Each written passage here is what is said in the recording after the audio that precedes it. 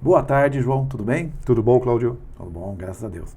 Faz um tempo já que a gente conversa, né, sobre os nossos próximos passos com relação à inteligência artificial. A Forbius a gente vem trabalhando há um longo tempo já com a parte de tecnologia voltada para infraestrutura de redes e conectividade. Trouxemos também a parte de programação, mas nos tempos atuais a tecnologia não consegue passar nem um milímetro distante do que a gente conhece por inteligência artificial hoje em dia, né? Então o João, ele é um nosso atual colaborador e mestre aqui na Forbius com relação à parte de inteligência artificial. Novos treinamentos estão surgindo, nós temos um treinamento em específico que vai ser tratado mais para frente, mas eu trouxe o João aqui hoje para uma conversa porque ele vai esclarecer alguns pontos importantes para nós e para as pessoas também que estão interessadas em inteligência artificial, no tal da IA, né? E como elas podem aproveitar isso como ferramenta, como é que elas podem dar o primeiro passo. A nossa ideia aqui com o João é dar um foco no primeiro passo, né? Como é que a gente começa a andar com essa nova tecnologia, certo? O João é um profissional formado na área de tecnologia também, mas o principal da carreira dele são 38 anos, né, João, de experiência com vídeo. Conta um pouquinho para nós o que você já fez nessa vida aí de vídeo. Perfeito, Cláudio. Primeiro, obrigado pelo mestre, né? Porque vindo de outro mestre, isso é muito bom. São 38 anos atuando basicamente na área de artes gráficas. E foi um caminho natural ir para a área de vídeo. Eu acho que dos profissionais gráficos, eu fui um dos primeiros a migrar para a área de vídeo, porque eu queria registrar os processos gráficos, né? E também foi natural eu encontrar a inteligência artificial, que em 2022, mais ou menos, com o ChatGPT, e depois em 23 com o próprio Photoshop. Ah, claro. Eu notei, né, não sei se é uma situação comum, é uma tendência, mas eu já percebi que pessoas da área gráfica, elas aderiram ao conhecimento, elas buscaram o conhecimento da IA, da inteligência artificial, antes até do que os profissionais da minha área, das nossas áreas. Talvez porque é uma área de vídeo e a área de imagens é uma área muito afetada, né, pelo que acontece com IA hoje em dia, e a gente vai conversar um pouquinho sobre isso aqui, tá bom? Bom, para a gente começar aqui o nosso bate-papo, a gente sabe que tudo que surge de novo, a mídia explora bastante, as pessoas comentam muito, sempre tem aquelas teorias da conspiração, as pessoas ficam preocupadas com o que vai acontecer, e agora, será que o mundo vai acabar? Será que nós vamos nos alimentar por IA, né? O que a IA come, o que ela bebe, como que nós vamos viver em função dela? Então, assim, eu acho que o nosso bate-papo ele começa bem, se a gente tentar diferenciar um pouquinho, né? O primeiro questionamento para o João o que na verdade separa, né? O que é ruído de marketing, né? Ou seja, o que é o anúncio, são as falas da mídia em geral, o medo que as pessoas projetam, a ansiedade do ser humano, do que realmente está acontecendo nessa onda de IA generativa atual. Você pode dar uma palhinha para nós sobre isso? Rapaz, vamos lá. Você até me puxou vários ganchos aí, né? Eu já passei por vários finais de mundo, viu? E a nossa geração viu o analógico, viu o eletrônico e está vendo agora o digital. Sim. E o que eu tenho percebido aí, Cláudio, nesses anos, é que o comportamento humano é sempre muito parecido. Então, quando surge uma nova tecnologia, isso causa uma certa estranheza, né? Fica todo mundo assim preocupado, vai acabar a minha função, vou perder o emprego e tal. Depois a pessoa vai vendo que não é bem assim, e aí ou ela se adapta, ou ela muda de ramo. Na área gráfica, por exemplo, isso aconteceu com o pessoal de linotipo, que trabalha o texto a quente, né? Quando chegou a fotocomposição. E quando chegaram os microcomputadores na área gráfica, o pessoal da fotocomposição ficou preocupado. Quando chegou, então, aquele computador parrudo para fazer retoque de imagem, o pessoal do fotolito, retoque manual, ficou preocupado. Então, enfim, sempre vai ter alguém preocupado e sempre vai ter alguém que pega aquela oportunidade e segue em frente. E acredita no fim do mundo porque chegou naquele momento a novidade.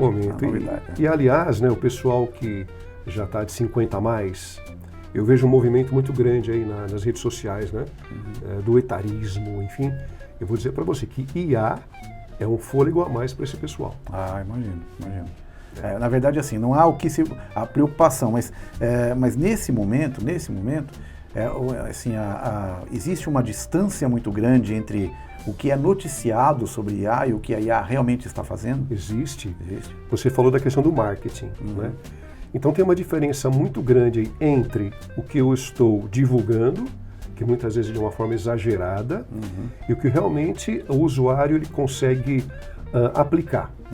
Então você vê algumas empresas prometendo milagres, soluções mágicas e instantâneas, e não é bem assim. Por exemplo, você tem uma empresa que diz que você pode fazer tudo numa plataforma só. Só que para você ter os melhores recursos, você tem que assinar. Pagar.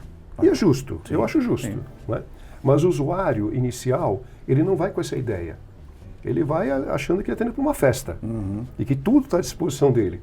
O que também é um erro, é um equívoco por parte dele, porque as empresas estão aí para ganhar dinheiro. Sim. E se você usa uma IA para ganhar dinheiro também, eu acho que é justo que você pague por essa IA conforme a sua escolha, a sua condição. Ou seja, as pessoas podem esperar que tem que fazer investimento, né? Você tem que, como qualquer outra coisa, com qualquer conhecimento que você vai adquirir, você tem que fazer investimento naquilo ali, né? Sim. E tem que saber diferenciar os investimentos corretos também para aquilo que você necessita. Né? Então, nada vem de graça. Nada vem de graça. Ao mesmo tempo também você não entrar nessa correria maluca, porque é uma maratona.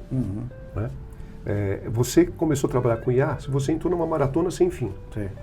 Você vai estudar, vamos dizer assim, o dia inteiro, vai dormir e no dia seguinte você acordou desatualizado. Então, não tem muito como fugir dessa situação. Desespero. O que você precisa é conhecer as melhores IAs que atendam você, que ainda mantenham você no mercado. Aí você vai ver qual você vai assinar. Você vai investir numa IA que realmente vale a pena. Você está assinando um monte de IAs. Sim. É o que sempre acontece nas novidades, é que o marketing, o mercado, coloca todas as opções, joga tudo em cima de você, né? Em cima da mesa, e você, à medida que vai compreendendo aquilo, você vai conseguindo mudar. Né?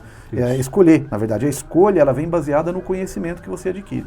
Né? Então, isso é sempre o humano que vai bater o martelo. Claro. Só que o cara tem que analisar com calma, né? Tá bom. Não entrar nessa pilha toda, não. Claro, perfeito. E aí uma outra questão também interessante sobre o assunto, né?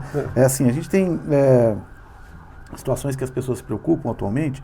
Então eu diria assim, o nosso roteiro aqui, a nossa perguntinha diz o seguinte: em um mundo onde a IA pode codificar e redigir textos com perfeição, e a gente tem acompanhado isso bastante, né? Além de reproduzir vídeos e imagens de maneira muito rápida e eficiente, isso é muito real. Eu vejo, por exemplo, pessoas que não sabem, têm uma enorme dificuldade com textos, tiveram uma formação difícil na parte de escrita. Eu não estou incluído nesse grupo, eu sempre gostei de escrever, sempre foi a minha praia escrever, mas, por exemplo, eu sempre tive muita dificuldade com imagem. Então, se eu tivesse que fazer um desenho de alguma coisa, a aula de artes na escola era a que eu mais sofria, eu fugia da aula de artes, né, desesperado. E a gente nota hoje que as pessoas estão se equilibrando, existe um equilíbrio de conhecimentos por conta da IA. A pergunta seria o seguinte, né, no sentido de que as pessoas possuem a IA como ferramenta, né, e elas podem redigir textos, elas podem trabalhar imagens e vídeos de uma maneira que até pareça que elas são profissionais ou que entendem alguma coisa daquilo. Né. O ser humano vai usufruir dessa ferramenta, é claro, mas o que é que o ser humano vai ter que manter como qualidade, como capacidade? Onde o ser humano tem que investir na sua capacidade para que dentro de 5 anos, esteja aí aonde estiver, esse ser humano tem alguma condição de estar no mercado de trabalho, de estar em algum lugar, de ter um lugar ao sol.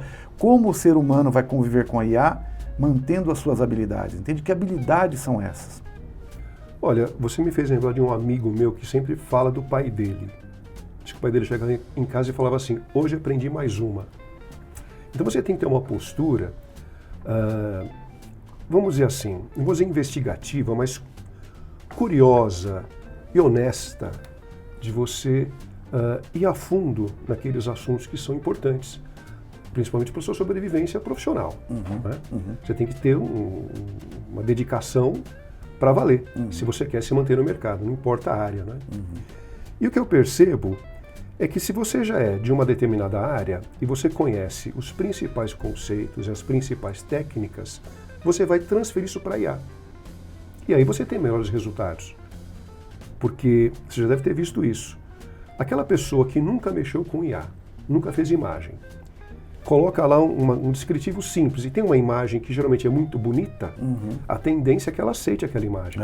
É fato, eu faço isso. Comigo é assim. Eu olho aquilo lá, parece melhor do que eu sei fazer. Pois né? é. Então, para mim, aquilo soa como melhor. Alguém que tem um conhecimento daquilo vai querer refinar aquela imagem. É verdade. Na verdade, você está usando, através da IA, conhecimento de milhares de pessoas que alimentaram essa IA com relação à imagem, por exemplo. Então, o resultado é muito bom. Mas, de repente, não é o resultado que você quer ou que o seu cliente quer. Sim. Então, gerar conteúdos com propósito, Tá. isso aí vai diferenciar bastante um profissional do outro. Sim. Né? Eu fiz um atendimento para uma agência, eles queriam fazer uma tartaruga para uma empresa de telefonia, de fibra ótica, enfim, né? O que eu não entendi muito bem, porque fibra ótica é uma coisa muito rápida, uma tartaruga parece que é mais lenta, né? Eles queriam uma tartaruga que fosse forte e não fosse uma tartaruga de desenho animado, né? Sim. Então aí eu perguntei bastante qual que é a cor, que textura você quer, que referência você quer. Tem, por exemplo, algum filme, porque você pode usar filme como referência, um desenhista como referência, né? Um estilo. E aí conseguimos chegar em algo muito próximo do que o cara queria. Depois ele me passou mais informações. Então, se eu já tivesse todas as informações antes, poderia ter saído do trabalho. O trabalho braçal, que na verdade é a IA quem está fazendo, né? Ele seria mais reduzido. Sim. Mas acho que para resumir essa questão, quanto mais o profissional entender da área dele, perfeito. melhor ele vai usar a inteligência artificial. Perfeito. Ou seja, não adianta o profissional que é de uma determinada área abandonar o seu estudo, deixar o estudo no meio do caminho, porque agora ele tem uma nova ferramenta, porque aquela ferramenta não vai fazer tudo por ele. Ele vai precisar direcionar, ele vai precisar conduzir a ferramenta na produção do seu conteúdo. Olha, eu sou da área de imagem, mas outro dia eu estava ali brincando com o Manus, que é um chatbot muito bacana, e eu estava gerando um código em Python.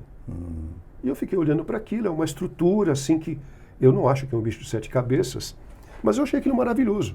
Mas eu não sou da área de programação. Dá para realmente validar aquela informação?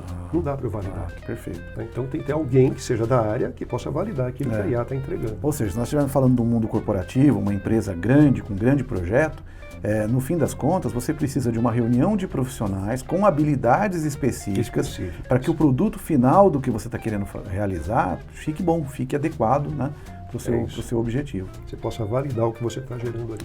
Perfeito. Isso deixa bastante claro realmente onde o ser humano tem que estar, em 5, em 10, seja o tempo que for, e seja a evolução que a IA tenha também. Né? O ser humano vai continuar existindo, então vocês percebam que nós não estamos no final do mundo, né? Como muitas pessoas se preocupam, que não há mais a necessidade de estudar, de acontecer. Eu ouço esses comentários, não, estudar programação para quê? Estudar para quê? Percebam, você tem um robô que você vai ter que conduzir, e não o contrário. Né? Olha, Cláudio, ainda nessa questão aí, é só você dar uma olhada no YouTube. O que tem de tragédia anunciada no YouTube com relação a IA, morte do ChatGPT, humanos morreu, fim do Photoshop, é tudo bobagem na minha opinião. O Photoshop ele está aí há quase 30 anos, firme e forte, e agora com IA. Perfeito. E não é só IA da Adobe, você tem também o Nano Banana dentro dele, tem um monte de coisa ali que está funcionando já há algum tempo, que vai, acho que, dar mais uns 30 anos para o Photoshop. Perfeito. Bacana. Bom, cara, vamos seguindo aqui, ó. Uma questão com relação ao uso propriamente dito da ferramenta, né? A gente diz assim, né? Qual é a estrutura de prompt mágica para transformar a IA de um simples buscador em um mentor personalizado? Né? Então, um exemplo que eu gosto de colocar sempre é assim, né? Que hoje, né, por exemplo, eu muitas vezes quando eu vou mexer com IA, eu vejo muitas pessoas fazerem isso, pessoas que sejam da área de tecnologia ou não, a gente meio que transformou a IA um pouquinho logo de início num Google. Eu quero buscar, eu coloco um termo lá, então eu coloco um termo assim, como posso emagrecer? Que é algo que as pessoas hoje em dia buscam de todas as maneiras, né? Como posso emagrecer? Colocando a pergunta como uma pergunta genérica dessa maneira, ele vai me trazer uma série de opções ali, como o Google trazia também antes, né? Sobre quais são os parâmetros para um ser humano comum emagrecer. Isso. Né? O tal do prompt nos permite, que eu sei disso, refinar essa busca de uma maneira que você chegue a ter em mãos um produto final que seja praticamente um projeto de emagrecimento voltado para a sua realidade, para você. Talvez aí colocando a sua idade, eu não sei, mas fala pra gente um pouquinho disso. Como é que a gente deixa de entender a IA como um simples buscador de alguma coisa e transforma aquilo num mentor de projetos pra gente? Olha, você pegando o seu ChatGPT. Eu falo seu porque a sua assinatura, o seu login, personaliza o ChatGPT para você, né? Sim. Então é como se fosse seu. Ele passa a me conhecer um pouquinho também. Conhece um pouco melhor. Eu forneço informações ali no início. Você pegar o GPT para fazer busca na internet, é você ter uma Ferrari para dar a voltinha no quarteirão. Basicamente é isso, né? O prompt, ele é uma descrição mais específica do que você precisa, do que você quer como resultado. É diferente de um bate-papo. As pessoas usam o ChatGPT para bater papo, para conversar mesmo, né? Mas não está gerando nada. Na verdade, é só um bate-papo, como aconteceu com a primeira IA, o primeiro chatbot nos anos 50, com Elisa, era só para bater papo. Né? Um prompt, ele tem que ser bem estruturado, a ponto de se tornar um gabarito. Aí você vai trabalhar a partir daquelas áreas de variáveis, e você só vai trocar, por exemplo, o seu peso atual, a sua altura, a sua idade, dentro de um contexto de emagrecimento. E você vai usar também palavras-chave. Por exemplo, atue como. Esse atue como pode ser um profissional da área de saúde, especializado na área de emagrecimento. Sim. Gere um calendário de atividades semanais, né, aeróbicas ou algo mais pesado, de você levantar peso mesmo. Gere uma tabela nutricional. Então, quer dizer, tem várias palavrinhas de ordem que você pode usar na construção do prompt, que eles vão, então, e a IA, né, no caso, ela vai se tornar um personal. Basicamente é isso. Né? Então você tem que saber como escrever também. Isso a gente aprende nesse curso. Perfeito. Que nós estamos já disponibilizando para o pessoal. Perfeito. Então, na verdade, a palavra-chave aí é construção. Você vai construir alguma coisa. Na verdade, construir um conhecimento, né? Que aquele produto final pode se aplicar a você. E caso você queira usar para o seu primo, para o seu amigo, talvez tenha que fazer algumas adaptações ali que sejam mais personalizadas para ele também. Sim. Mas tudo isso passa por processos que levam a essa construção.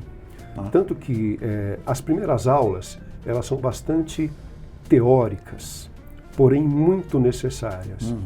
Então, para eu falar de placeholder, tem que explicar o que é um placeholder. Para eu falar de palavra-chave, tem que explicar o que é palavra-chave, né? Que são informações fixas.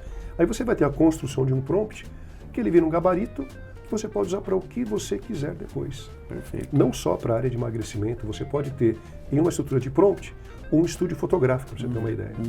Com ângulos de câmera, tá?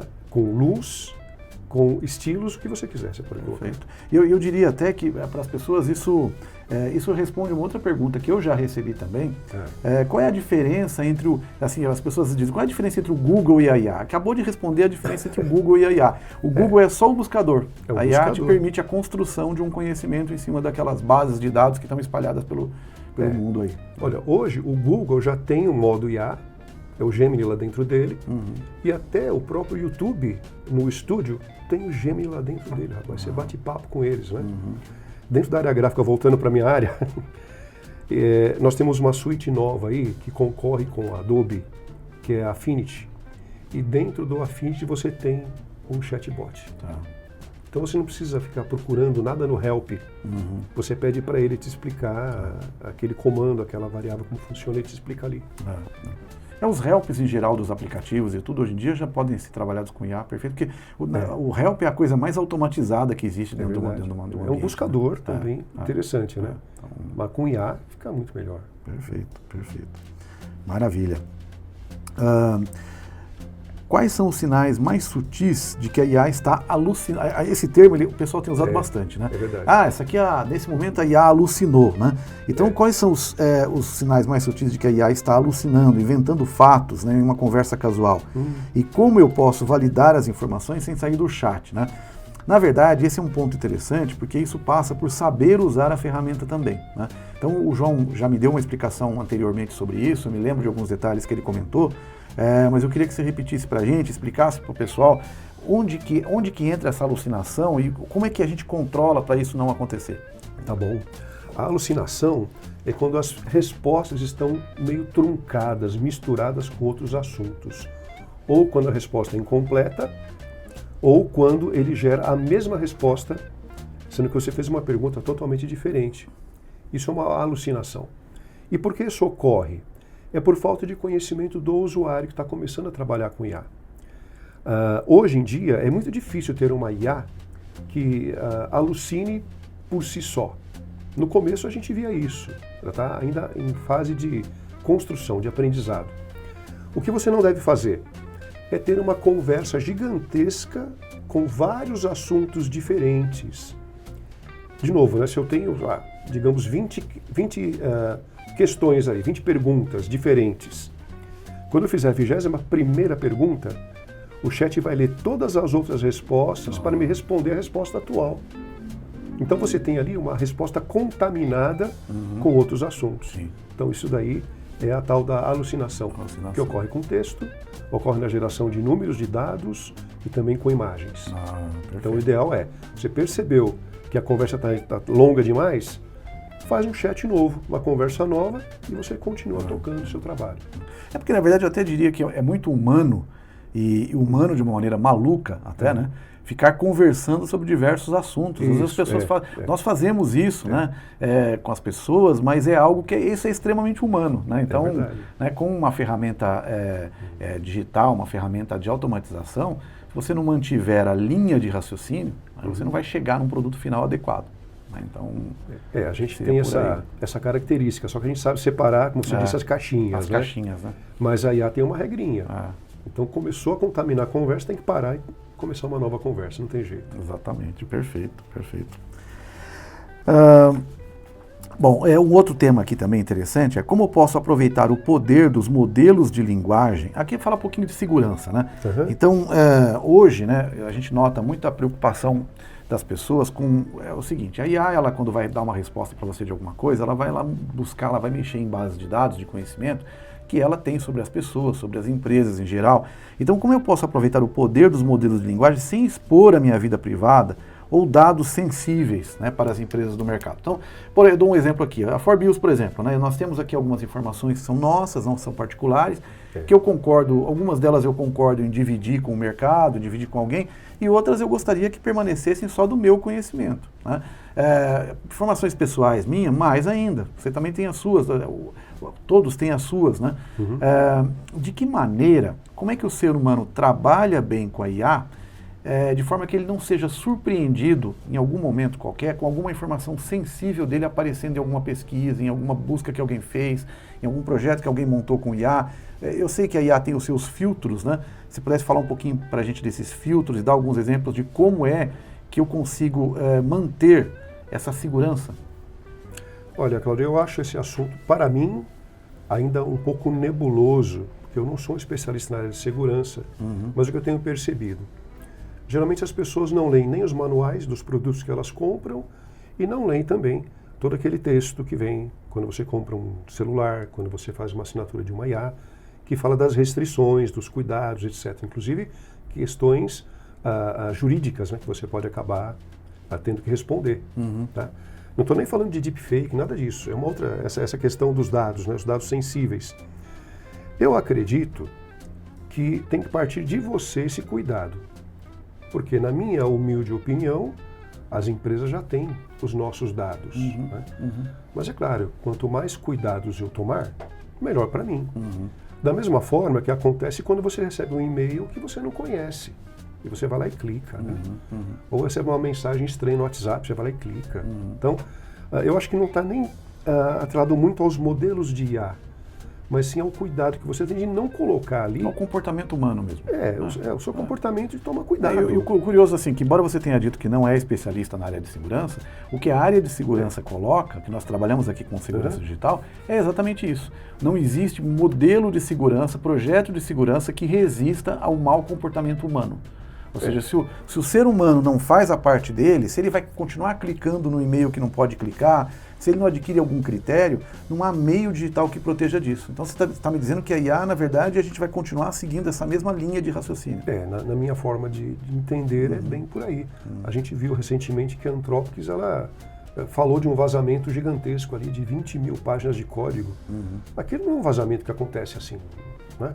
Alguém promoveu isso, alguém deixou isso vazar, digamos assim.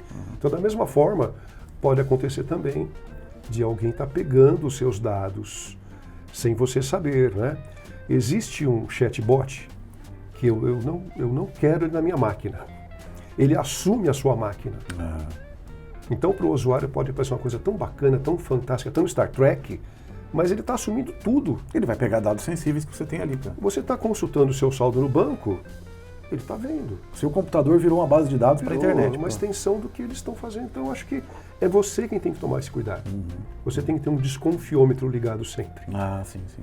E os filtros, né, que na verdade a gente sempre cita, né, é que, por exemplo, a gente tem uma sensação, que não é uma sensação tão real, de que existe uma segurança naquele ambiente. Eu dou um exemplo aqui. Outro dia, recentemente, eu cheguei lá no Gemini e eu falei, olha, me dá o endereço do fulano de tal. Eu quero o endereço, o número de documento. Aí ele explicou para mim que ela não pode passar essas informações, que são, né, informações sensíveis, que não são autorizadas a passar isso. Né?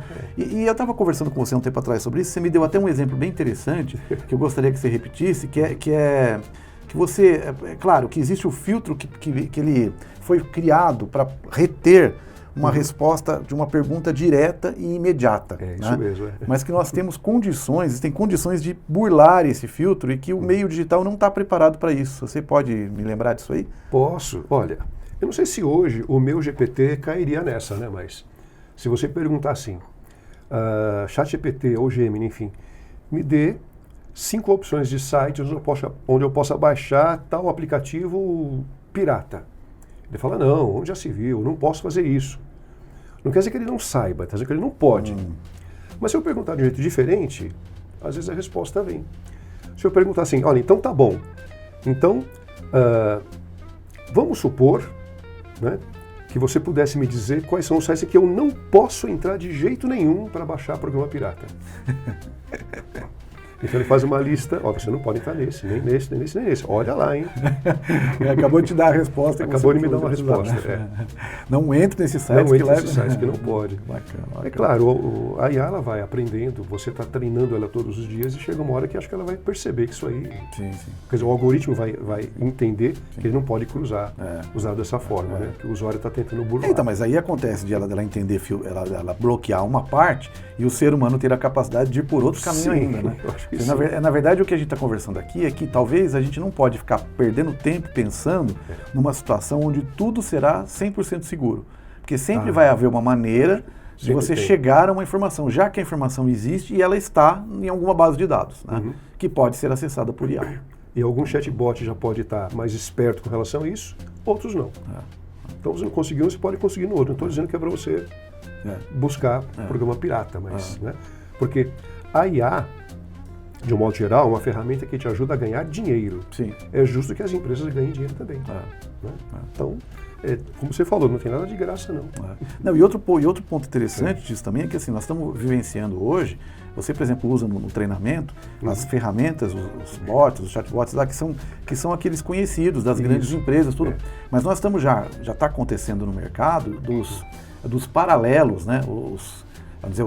Os piratas criarem os seus próprios chatbots. E essas ferramentas, elas vão estar no escuro, na sombra, no subterfúgio, do mesmo jeito que surgiu a Deep Web, depois que surgiu a internet.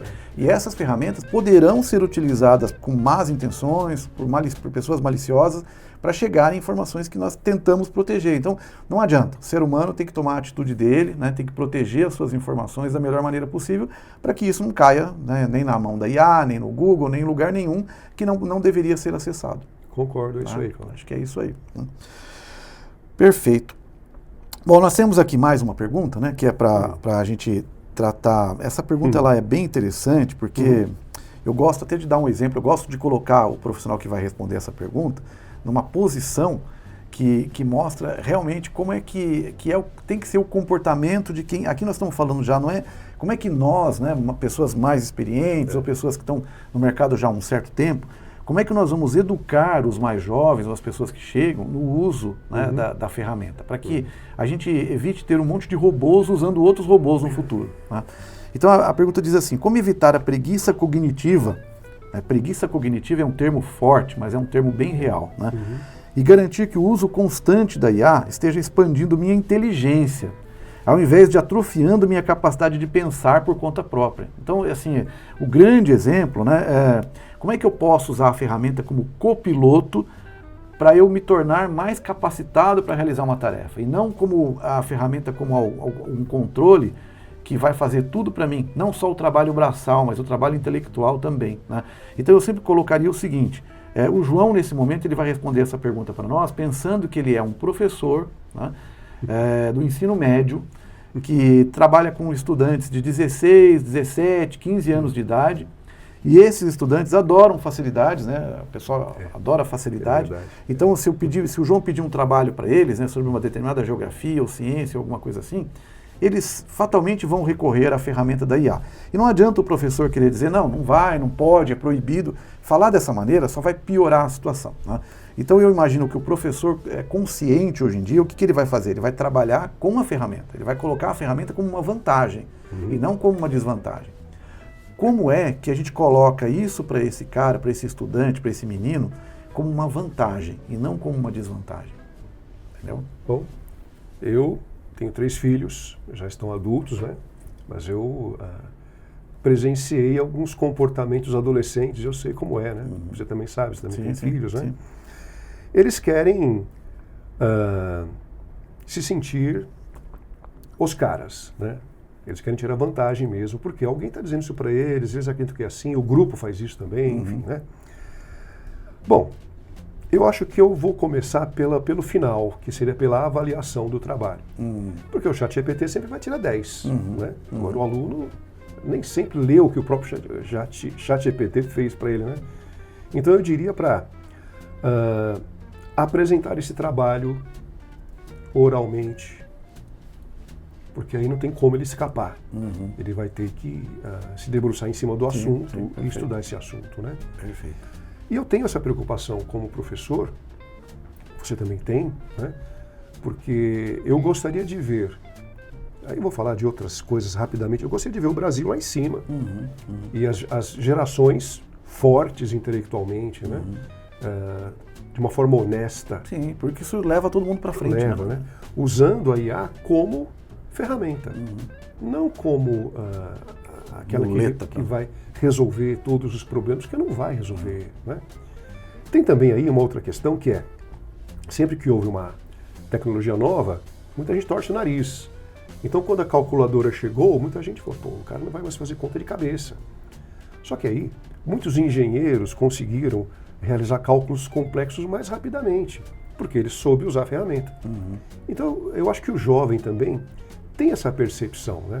Ele pode, num determinado momento, se sentir o cara, mas depois ver, pô, aquilo lá não é desse jeito. Eu vou ter que atuar, porque no mercado de trabalho, na vida real é diferente. Né? Aqui não tem desculpa. Aqui não tem, foi o ChatGPT que errou. Não. Você não vai contratar o ChatGPT. Você vai contratar a pessoa que vai trabalhar, que vai usar aquilo como ferramenta. Você vai contratar um pedreiro que use uma ferramenta para construir uma parede, e não a ferramenta que vai usar o pedreiro. Exatamente. Eu acho que o pedreiro vai ter ainda uma vida muito longa, viu? Porque acho que a IA não vai chegar tão cedo ali. Pelo menos aqui no Brasil, acho que vai demorar um pouco. São algumas profissões que a gente para pensar às vezes, né, onde elas vão parar. E uma coisa interessante é a postura do professor, né? Que o professor, como sempre, em todas as gerações, em todas as épocas, o professor tem uma postura, assim, espera-se dele algo que é construtivo demais. Porque se o professor tiver essa postura de receba os trabalhos dos alunos, ponham lá num canto, depois dou uma avaliada, como é que tá, e coloco uma nota, eu estou dando nota realmente para o ChatGPT e não para o aluno. Né? Então, assim, a postura de quem vai receber aquilo vai direcionar a postura de quem vai entregar aquilo. É verdade. Né? Então esse é um ponto bem interessante, bem importante. Ou seja, tudo passa por nós entendermos que estamos diante de uma nova ferramenta. Né? E não diante de uma revolução que vai mudar o mundo, que vai acabar o mundo. Eu acho que o mundo não vai acabar.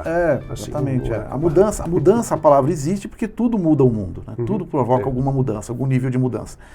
Mas essa mudança ela tem que ser controlada por nós, né? E não para nos controlar. É sempre o ser humano que vai dar a martelada final. Exatamente. E nós, como professores, nós queremos o quê? Que os nossos alunos tenham sucesso. Tenham sucesso. Que é o nosso sucesso, é o sucesso deles também. É isso daí. Né? Perfeito, João. Bom, pessoal, a gente está terminando aqui o nosso bate-papo de hoje. Esse é o primeiro de muitos, tá bom? Mas nós vamos conversar muita coisa aqui, até mais aprofundada sobre a inteligência artificial. O nosso treinamento ele vai começar em breve, né?